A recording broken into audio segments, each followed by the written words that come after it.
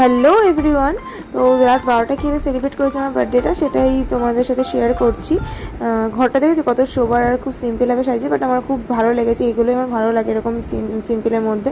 এই rainbow purple কেকটা ছিল আমার মার বোনের তরফ থেকে সারপ্রাইজ কেকের গল্পটা পরে বলছি। আর হোয়াইট ফরেস্ট ব্ল্যাক ফরেস্টগুলো ছিল আমার আরেক বোনের তরফ থেকে।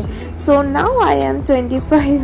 তো এবার না আমার বিন্দু মাত্র কোনো সেলিব্রেশন করার ইচ্ছে ছিল না, কেন জানি না। আমি অনেকবার প্রত্যেকবার আমার বার্থডে নিয়ে খুব এক্সাইটেড থাকি, এবার ছিল না হয়তো সময়ের সাথে সাথে এরকমই। আর সারপ্রাইজ কেকের কথাটা বলি, তো মা আর আমার বোন প্রত্যেক বছরই আমাকে রাত 12টার সময় কেক কাটায়, স্পেশাল ফিল করায়।